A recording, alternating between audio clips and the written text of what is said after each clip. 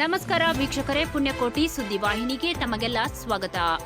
ಕೊರಮ ಕೊರಚ ಡೊಂಬರ ಸಮಾಜ ಚನ್ನದಾಸ ಈ ಸಮಾಜದ ಜನರಿಗೆ ಅತಿ ಅವಶ್ಯಕವಾದಂತಹ ಮೂಲಭೂತ ಸೌಕರ್ಯಗಳನ್ನು ದೊರಕಿಸದೆ ಹೋದಲ್ಲಿ ಸಮಾಜದಲ್ಲಿ ಹಾಗೂ ವೈಯಕ್ತಿಕ ಜೀವನಕ್ಕೆ ಧಕ್ಕೆ ಉಂಟಾಗಿದ್ದು ಕಾರಣ ಈ ಸಮಾಜದ ಜನರಿಗೆ ಸಮಾನತೆಯಿಂದ ಜೀವನ ಸಾಗಿಸಲು ಮೂಲಭೂತ ಸೌಕರ್ಯಗಳನ್ನು ಒದಗಿಸಿಕೊಡಬೇಕೆಂದು ಬೈಲಹೊಂಗಲ ಉಪವಿಭಾಗಾಧಿಕಾರಿಗಳಿಗೆ ಮನವಿಯನ್ನು ಸಲ್ಲಿಸಲಾಯಿತು.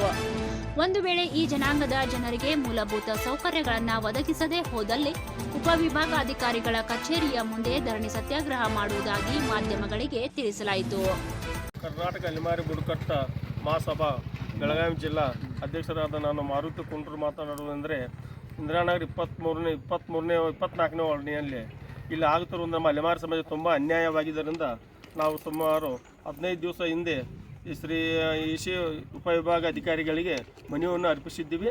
ಅದರ ಪ್ರಕಾರ ಆ ಮನವಿ ಮುಖಾಂತರ ಮಹಾಯುಕ್ತ ಬೈಲಹೊಂಗಲ ಅವರಿಗೆ ತಲುಪಿತ್ತು. ಅದರ ಪ್ರಕಾರ ಈಗ ಆ ವಿಜಿಟ್ಗಾಗಿ ಪುರಸಭೆಯ ಇಂಜಿನಿಯರ್ ವೀರನಗೌಡ ಪಾಟೀಲ್ ಸರ್ ಅಂತೇಳಿ ನಮ್ಮ ಕಾಲೋನಿಗೆ ಬಂದು ವಿಜಿಟ್ ಮಾಡಿದ್ದಾರೆ. ಆ ವಿಜಿಟ್ನಲ್ಲಿ ಅವರು ಏನು ಆಗಿಲ್ಲ ಕೆಲಸ ಅನ್ನೋದು ಅಲೆಮಾರಿಗಳು ತುಂಬ ನಷ್ಟ ಆಗಿದ್ದರಿಂದ ಅವರು ಬಂದು ಡ್ರೈನೇಜ್ ಆಗಲಿ ಅಥವಾ ಗಟಾರೆ ಆಗಲಿ ಅಥವಾ ರೋಡ್ ಆಗಲಿ ಮತ್ತು ಮೆಟ್ರೋ ಆಗಲಿ ಮನೆಗಳ ವಿದ್ಯುತ್ ಮೆಟ್ರೋಗಳಾಗಲಿ ಮತ್ತು ಮೂಲಭೂತ ಸೌಕರ್ಯಗಳಾಗಿ ಅವನ್ನೆಲ್ಲ ನಾನು ದೊರಕಿಸಿಕೊಡುತ್ತೇನೆ. ಅದರ ಪ್ರಕಾರ ನಾನು ಈ ಮಾತಿಗೆ ತಪ್ಪೋದಿಲ್ಲ ಅಂತೇಳಿ ಈ ನಮ್ಮ ಅಲೆಮಾರಿ ಕಾಲೋನಿಗೆ ಬಂದು ವಿಜಿಟ್ ಕೊಟ್ಟು ಆ ಮಾತನ್ನು ಹೇಳಿ ಹೋಗಿದ್ದಾರೆ. ಅದರ ಪ್ರಕಾರ ನಾವು ಸಹ ತಡ್ಕೋತೇವೆ. ಆದರೆ ಇದರ ಪ್ರಕಾರ ಅವ್ರ ಮಾತಿನ ತಕ್ಕ ನಡ್ಕೋದಿದ್ದರೆ ನಾವು ಮುಂದಿನ ದಿನಮಾನಗಳಲ್ಲಿ ತಮ್ಮ ಪುರಸಭೆ ಆಯುಕ್ತ ವತಿಯಿಂದ ಆಯುಕ್ತರ ಮುಂದೆ ನಾವು ಉಪವಾಸ ಸತ್ಯಾಗ್ರಹ ಹಮ್ಮಿಕೊಳ್ಳಲಿಕ್ಕೆ ಸಿದ್ಧರಾಗಿರ್ತೇವೆ.